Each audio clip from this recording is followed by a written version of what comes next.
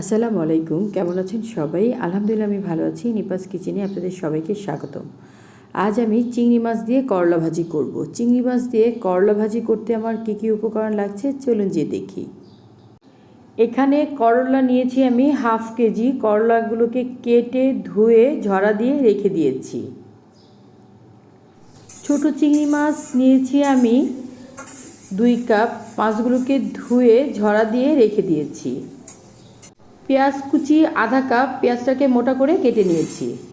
রসুন 2 কোয়া, কাঁচামরিচ 4টা, কেউ চাইলে কম বেশ দিতে পারেন। হলুদ গুঁড়ো 1/4 চা চামচ, লবণ স্বাদ মতো, তেল 1/3 কাপ। চুলায় আমি যে হাঁড়িতে রান্না করব সেই হাঁড়িটা দিয়ে দিয়েছি। দিয়ে দিব তেল।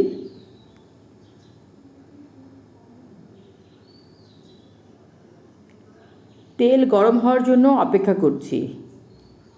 তেল গরম হয়ে গিয়েছে। প্রথমে দিয়ে দিলাম চিংড়ি মাছ। চিংড়ি মাছটা দিয়ে আমি আগে নেড়ে চিংড়ি মাছটা ভেজে নিব।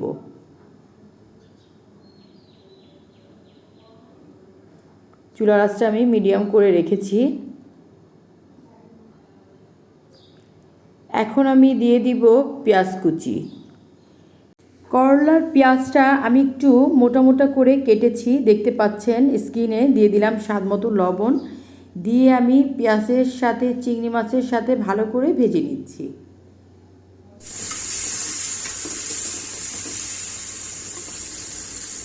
দিয়ে দিচ্ছি হলুদ গুঁড়ো,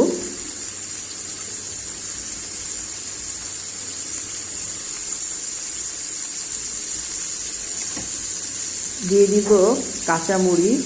এখানে আমি বেশ ভালোই কাঁচামরিচ দিয়েছি, আপনারা কম বেশ করতে পারেন। কাঁচামরিচ দিয়ে আমি ভালো করে নেড়ে দিচ্ছি। এখন আমি দিয়ে দিব করলা।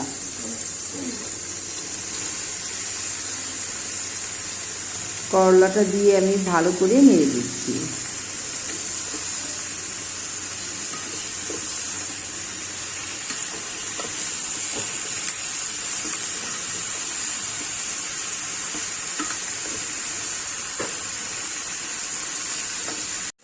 চুলার আঁচটা আমি মিডিয়াম আঁচ করে দিয়েছি, আমি খুব বাড়িয়ে দিইনি।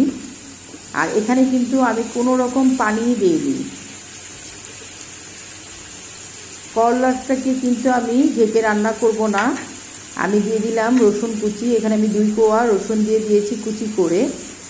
দিয়ে আমি আবারও নেড়ে দিচ্ছি।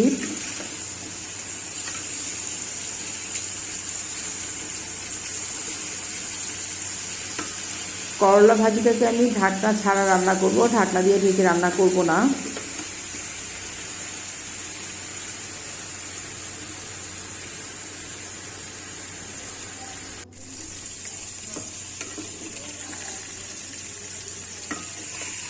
করলা সেদ্ধ হয়ে গিয়েছে, দেখেন কতগুলো করলা কতটুকু হয়ে গিয়েছে। চুলার আঁচটা কমিয়ে দিয়েছি। করলাটা আমি আরেকটু লাল করব, তারপরে নামাবো। এখন নামাবো না, এটা আরেকটু চুলার উপরে রাখবো।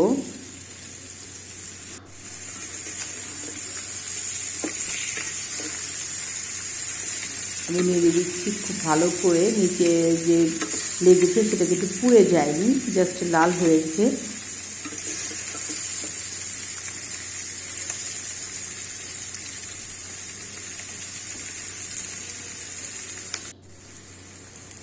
করলা ভাজি হয়ে গিয়েছে। চুলাটা বন্ধ করে করলা ভাজিটাকে একটা ডিশে তুলে নিব। করলা ভাজিটাকে আমি একটা ডিশে তুলে নিয়েছি। তৈরি হয়ে গেল চিংড়ি মাছ দিয়ে করলা ভাজি। আমার রেসিপিটি যদি আপনাদের ভালো লেগে থাকে তাহলে অবশ্যই বেশি বেশি করে ফ্যামিলি ফ্রেন্ডের সাথে শেয়ার করবেন। যারা এখন পর্যন্ত আমার চ্যানেলটি সাবস্ক্রাইব করেননি তারা অবশ্যই সাবস্ক্রাইব করবেন। ধন্যবাদ।